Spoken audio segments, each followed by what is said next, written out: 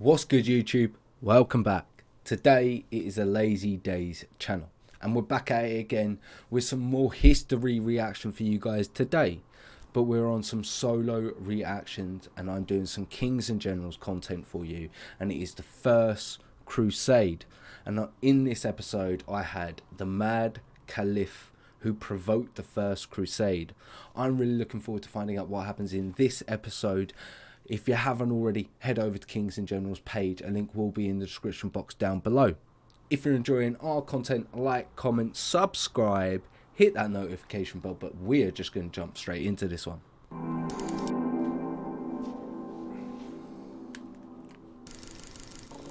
There is a tendency in popular history to characterize famous rulers as either unilaterally good or evil. Characters like Marcus Aurelius are often portrayed as virtuous and wise, while characters like Nero are depicted as twisted and cruel.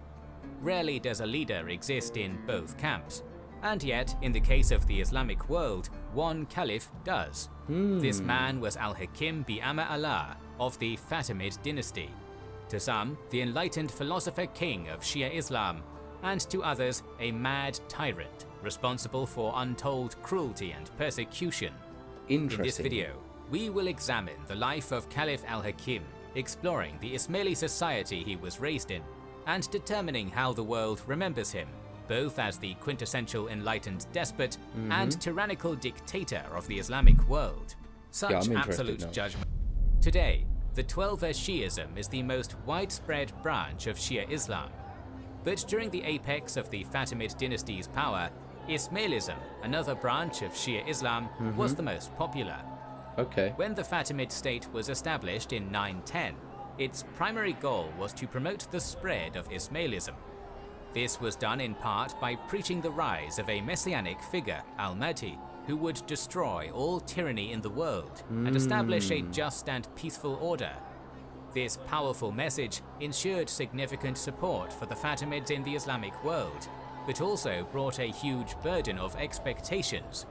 As various Fatimid rulers failed to dislodge the Abbasid usurpers or defeat the Byzantine infidels, their empire gradually turned into an ordinary state with its own problems and challenges amidst unfulfilled expectations of the return of Al-Mahdi.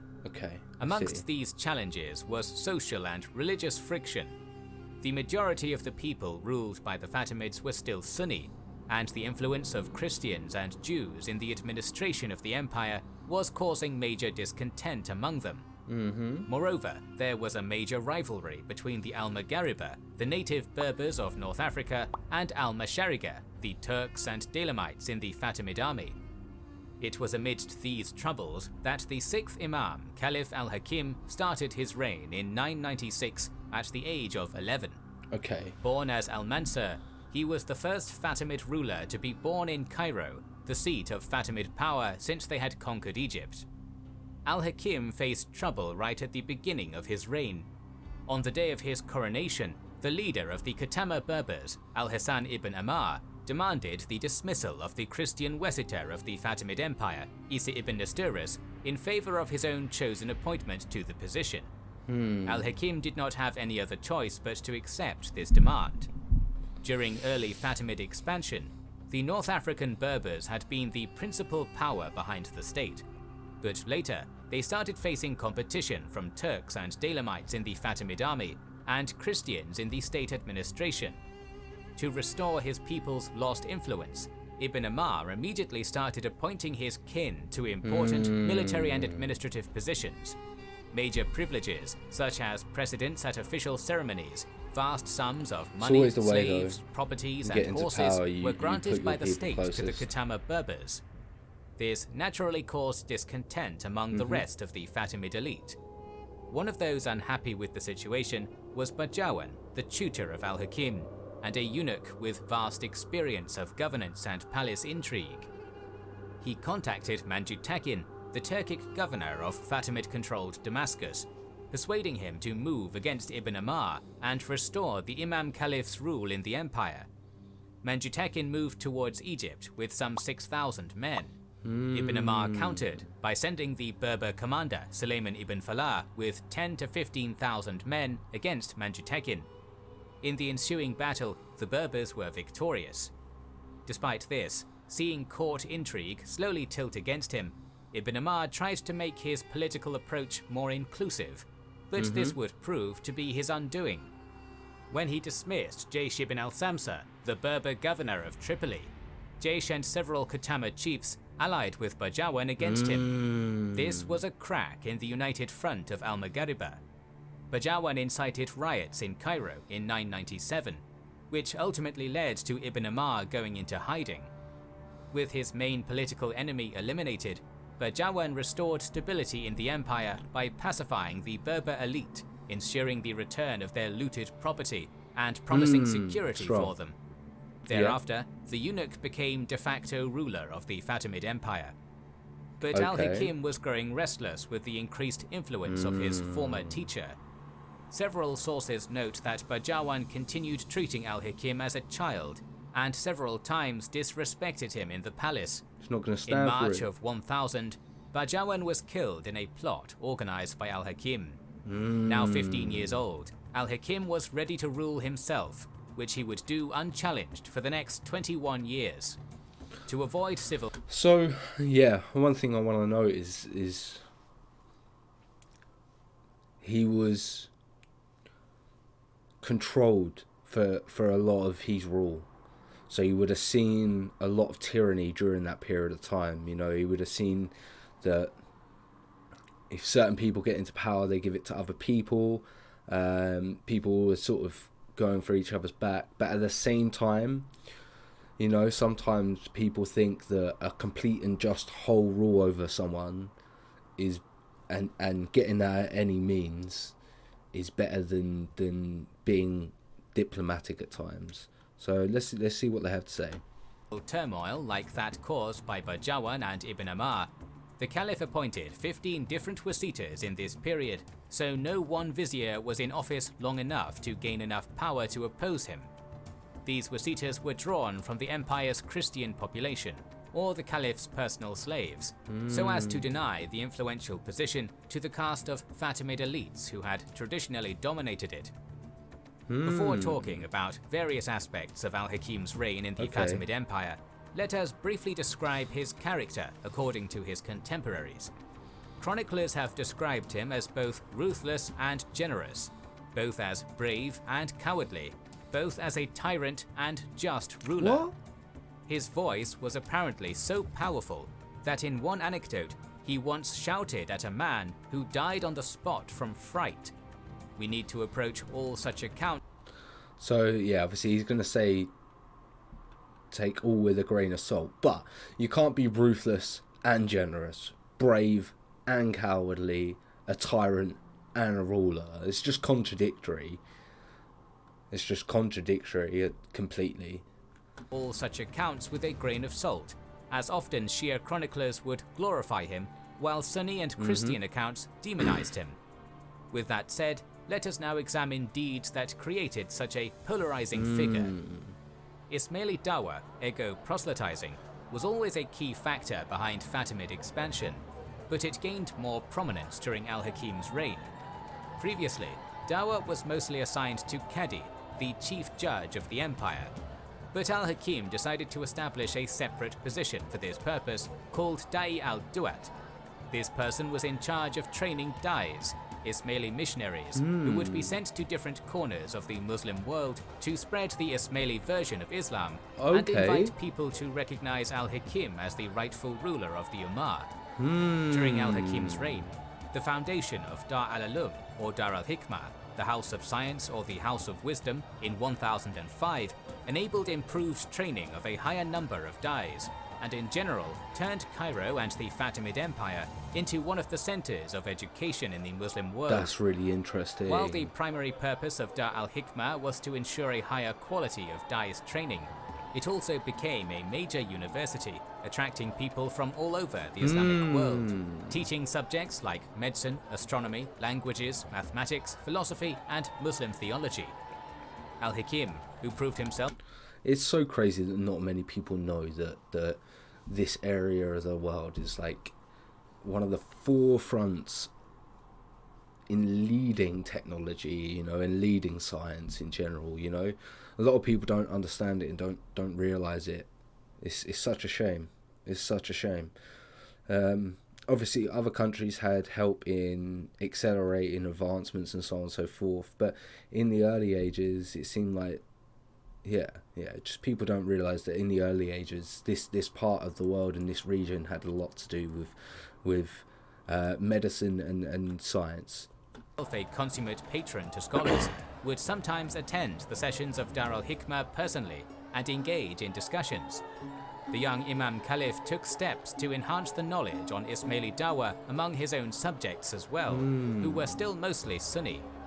Special public sessions were held for ordinary people, including women, who were given a chance to become Daze as well in order to proselytize among other women, and perhaps more importantly, their children. During the reign of al-Hakim, it looked as if the Dawah were the primary weapon of struggle against the traditional Sunni caliphs, the Abbasids. In 1010, the discontent of the Shia population in the heart of the Abbasid Empire, Iraq, led the Uqaylid governor of Mosul, Anbar, and Kufa to recognize al-Hakim as the sovereign of these territories. In the same year, the chief of the Banu Asad tribe pledged allegiance to al-Hakim and recognized him as the ruler of Hila. Wow. But since al-Hakim was unable to support these developments with military force, the Abbasids quickly regained control over these areas. Until the end of his reign, a cold war between the Fatimids and the Abbasids developed, as al-Hakim struggled against his Sunni rivals to win the allegiance of various rulers in the Islamic world. Diplomacy and bribery was employed by al-Hakim on several occasions to reach his foreign policy goals. For instance, Just quickly, I don't think that's an issue. I think when you're in power, certain things like that are going to be needed to be done. When the Sheriff of Mecca declared himself the Amir al-Mu'minin and refused to read khutbah in al-Hakim's name, the Imam Caliph used lavish gifts to persuade the dignitaries of Mecca to support his claim over Mecca, which ultimately resulted in the deposition of the Sheriff and the restoration of the Fatimid control over the area. But overall, under al-Hakim, the Fatimid Empire failed to ensure major geopolitical change in the Islamic world. In the early period of his reign, al-Hakim took up an aggressive anti-Sunni stance. In 1004, he ordered the public cursing of some of the Prophet's companions, who he claimed usurped Ali's right to become the Caliph, including the first 3 Caliphs and Prophet's wife, Aisha. Moreover, al-Hakim instructed these curses to be etched on the walls of all mosques and available public spaces. Obviously, this did not sit well with the majority Sunni population of the Fatimid Empire. Dissatisfaction with these policies pushed some Fatimid subjects to support Abu Rakwa's rebellion in 1005, which almost toppled the Fatimid dynasty. Seeing this, al-Hakim reversed his anti-Sunni policy in 1008 and publicly praised the previously cursed Sahaba. From then on, Sunnis were able to live in the Fatimid Empire without any fear. But despite the reversal, al-Hakim's actions could not be undone, and they gave the Abbasids an invaluable source of propaganda. In 1011, the Abbasid Caliph al-Qadir Billah gathered Muslim theologists to his court, Sunni and Twelver Shia alike, and ordered them to prepare a manifesto which accused the Fatimids of lying about their Alid descent. This was called the Baghdad Manifesto, and was read at all mosques on Abbasid territory during sermons.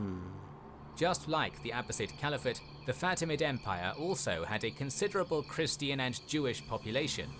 Al-Aldama, the people of the book, and their religious views were generally tolerated in the Islamic realm, since they believed in the same Abrahamic God.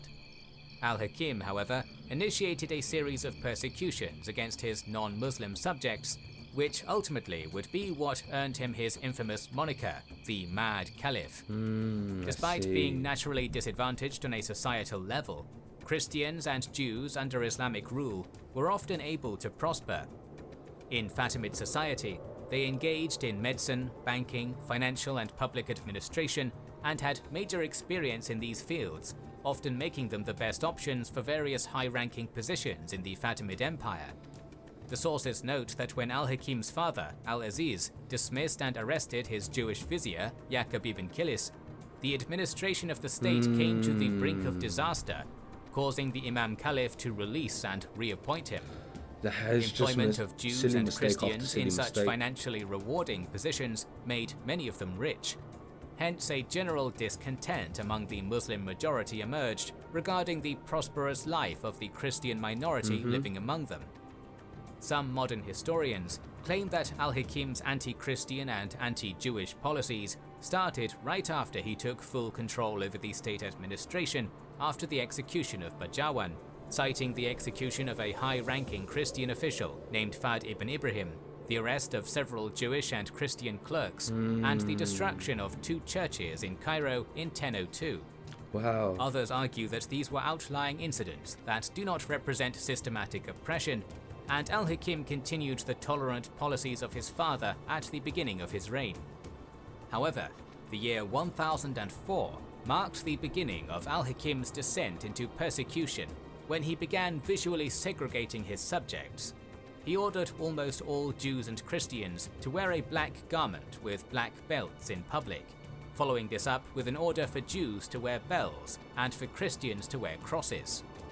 He prohibited slaves from being sold to non-Muslims, and in 1007 confiscated all church revenue, putting it under the supervision of the state. It should be pointed out that the chronicler Ibn al-Mukaffa, who was himself a Christian bishop, justifies this by pointing out the ubiquitous corruption and nepotism in the church. Another Christian chronicler, Yahya of Antioch, states that after the governance of churches was improved, the state returned the confiscated money. In any case, the biggest anti-Christian decision by al-Hakim was his order to destroy the Church of the Holy Sepulchre in Jerusalem in 1009, one of the holiest sites of Christianity. No way! According to Muslim laws, people of the book were prohibited from holding religious ceremonies in public spaces, praying loudly, and ringing church bells loudly. These rules were often ignored in the Fatimid Empire and not punished. Despite his orders on the prohibition of religious parades during Easter and Epiphany, in 1007 the Christians of Jerusalem held a large procession during that holy day. This happened amidst the backdrop of continued social tension, as both wealthy and poor Muslims resented the prosperous life of Christians in the Fatimid Empire. Therefore, anti-Christian policies were the easiest shortcut to popularity for the Imam Caliph. The destruction of the Church of the Holy Sepulchre in 1009 enabled Muslim mobs to destroy many other churches in Fatimid territory and to loot their possessions. In 1012, al-Hakim rubbed salt in the wound when he prohibited Jews and Christians from riding horses, ordering them to use only donkeys or mules with undecorated saddles. They were also prohibited from riding. That is taking it too far. Come on, man. They have to ride donkeys? Like, you're telling them what they can ride? It's going too far, bro. You're a tyrant. On boats with a Muslim crew, or taking Muslim girls as concubines. Moreover, the breeding of pigs and selling of wine and beer was prohibited. These as long as I kind of understand those parts if it's within their religion. You know, you have certain countries now that you can't sort of have sex before marriage, and again, the pigs thing. It's not illegal to eat pigs in other countries, even though they don't eat it. But I guess they don't serve it, I assume. But if you live there, can you get it? I'm not too sure. I'd have to look into that. That one's interesting. And obviously selling wine and beer. Oh, it's just them though, so you're isolating them from doing it. Yeah, okay, no, that's not right. Military policies, and most importantly, the destruction of the Church of the Holy Sepulchre, won al-Hakim the moniker Mad Caliph in the Christian world. With that said, it is interesting that despite his anti-Christian policies, during al-Hakim's reign, there was no military conflict with the Byzantines, who had been fighting a border war with the Fatimids for decades. Even the destruction of the Holy Sepulchre did not cause a conflict, as evidently neither side trusted that their respective militaries were capable of achieving any major success against each other. so there's no point. Meanwhile, in his religious fervor, or on the quest to gain more popularity among his Muslim subjects, Al-Hakim severely restricted access to barley, dates, honey, grapes, raisins, and any other fermentable fruits. Eating fish without scales was forbidden. In an attempt to curb prostitution, he forbade women from going outside of their homes, with widows, midwives, and court witnesses, and women preparing for pilgrimage being some of the few exceptions to this rule. Some of the prohibitions ordered by Al-Hakim were truly ridiculous. It's tough to see why he, for instance, banned playing chess. On 2 occasions, dogs were massacred in Cairo, possibly as an anti-rabies policy. Towards the end of his reign, Al-Hakim became more and more ascetic, which made him appear more mysterious and down-to-earth, aiding his image as a just but divine ruler. Before, Al-Hakim was a very hands-on ruler, who would frequently walk in the city and talk to commoners, listening to their grievances and petitions.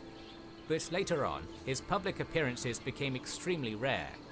He refused to ride horses and only used donkeys for transportation. He wore ordinary clothes and was accompanied by only a few servants. Al-Hakim would make frequent trips to Mount Muqtafam, where he would pray alone through the night. It is on this somber note that the... So I understand that he was trying to do good, and people see the certain goodness he'd done, and I definitely think that he was doing these things thinking that he was doing it for the better, but he didn't understand what he was doing. And I also think that he definitely thought that he was a prophet of his God or something like that, hence why he prays, and he generally believed that, you know, it was his right and his life to rule and rule in that God's name. But the problem with that is, by doing that, you become a tyrant, because you get a God complex and you believe that you are the sole ruler. Like, yeah, that's the issue there, you know. It seems like he's done quite a few good things. Just too much restriction. I am a freedom of speech and freedom person, you know. It's just a bit too much restriction for me going on here. Somber note that the reign of the Mad Caliph comes to a quiet end. On the 13th of February 1021, Al-Hakim went to Mount Muqtafam once more, and this time he never came back. The search party found his donkey and clothes, but there was no trace of Al-Hakim. Some claim that he was killed by his half-sister Sitt al-Mulk over the complex issue of succession. Others look for more mysterious causes, such as occultation. We still don't know the exact reason for his death. Al-Hakim is the most prominent Fatimid Imam Caliph. Such was the level of his reverence among his supporters that after his death, some Ismailis created a new religion, the Druze faith, which saw Al-Hakim as the manifestation of God on earth. Such was the level of hatred towards him that he was called a Mad Caliph. He was a controversial ruler who would both discriminate against Christians and Jews and reward them for good public service and appoint them as wasitas. Where one day he would order the cursing of major personalities of the Sunni theology, another day he would call for the resolution of all religious disputes through civilized discussion and academic argumentation. He was compared to Nero and was blamed for the burning of Fustat, but he also turned his capital Cairo into the center of science and academia in the Islamic world. His mysterious death only added to the colorful personality of the Fatimid Imam Caliph Al-Hakim bi Amma Allah. More videos on Islamic history are on the way, so make sure you are subscribed and have pressed the bell button to see them. Well, I am definitely looking forward to finding out some more about this and what happens in the next episode of the First Crusade. It looks like we have the Battle of Delorium 1097, so I am really looking forward to that. If you guys are, like, comment, subscribe, hit that notification bell, and we will catch you in the next video.